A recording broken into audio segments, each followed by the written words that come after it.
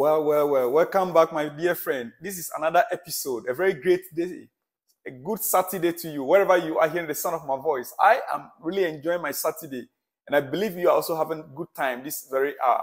Well, anyway, it's still very early where you are, but here we are already in the hot sun. Yeah, my dear friend, you see, a lot has taken place this past week. A lot of things, some good, some very stressful, but we need to always be hopeful for the best every time. I am hopeful that even though my neighbor's house is on fire, I will succeed. I will go through it. My house will not get burnt. That is why I have a bucket of water nearby. Yeah, as the old adage says, when your neighbor's house is on fire, find yourself a bucket of water and keep by your side. Everton is hot. 10-point deduction. 10-point deduction for FFP rules because they violated FFP rules. 10 points was deducted, or is deducted as we speak. They are now joint bottom. They are now at the bottom of the table, league table right now, as we speak. Next online is Manchester City and Chelsea, and so we need to be prepared. We need to prepare our defense very well. Otherwise, the good news is that in our own case, we have new owners who were not involved in the dealings in the past. And Everton's biggest problem or charge was that they exceeded the amount that it's stipulated in the Premier League's rules, that your losses in every 3 years should not exceed £105 million. Your losses should not exceed £105 million. But Everton was almost £125 million, 124.8 or so, almost £125 million. They exceeded the stipulated loss in 3 years, or losses in 3 years. From 2001, 2002 to 2003, they exceeded the amount that Premier League stipulated, and that has been a problem. Well, in any case, we should be ready for them because all these things happened when our previous owners were in charge. Now we have new owners, new board of directors, new management, and everything in place. I don't think it would be fair that they will charge Chelsea based on the dealings of the previous owners. It will not be fair. I think if they should try it at all, we'll have a good ground to battle it out. We'll have a good ground to appeal. That is my personal opinion. Well, we move on to other news. Transfer market. We are going to transfer market. And let's see what is happening around the transfer market. You know, we are already in November, middle of November, right? Very soon to be December. In January, the windows will be open. So clubs are already making arrangements to, to strengthen their squads.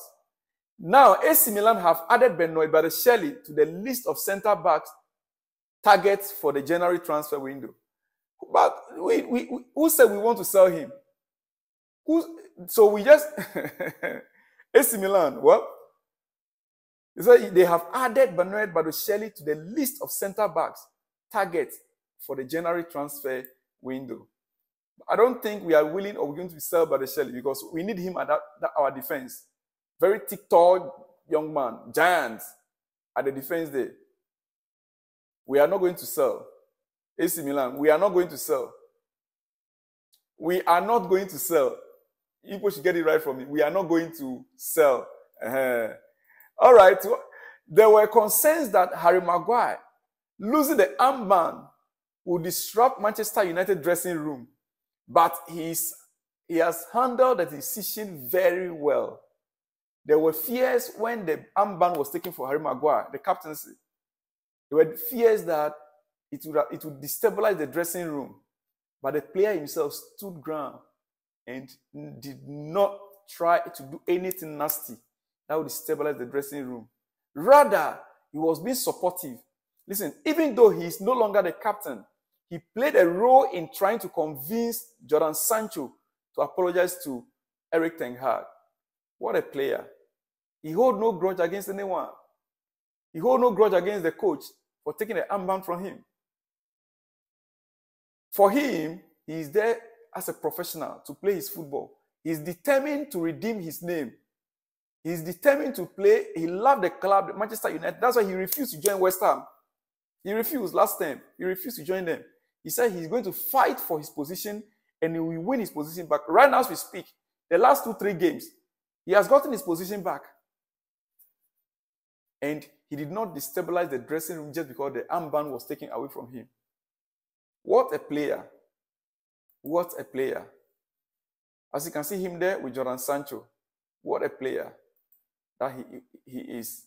Not everyone can take it, Yeah. Well, we move on.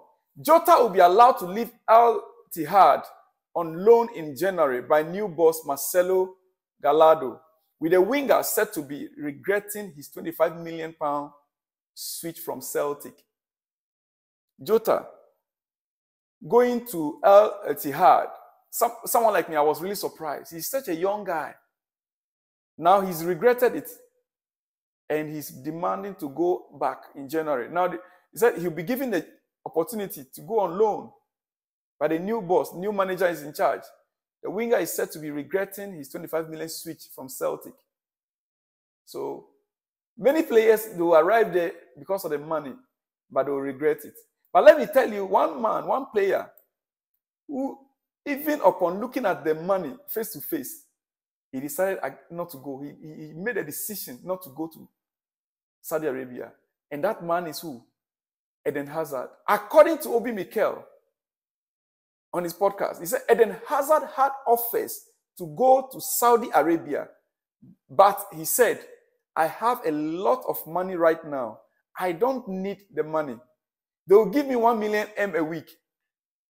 Then what? I don't spend that much money. I have enough money to live with my family. He was given the offer from the Saudis, promised millions of dollars or euro or pound per week. But he said, what I have right now is enough for me. I rather need time to spend with my family and enjoy my life, enjoy my beer, like he always say. He did not go in because of the money. He doesn't want to play the football because of the money. When a man says enough is enough, that is it. Once you hear a man telling you that enough is enough, know it that it is over. Enough of this, know it that he has taken enough from you. And Eden Hazard made it clear, enough is enough. I want to rest myself. And that ends it. That settled it.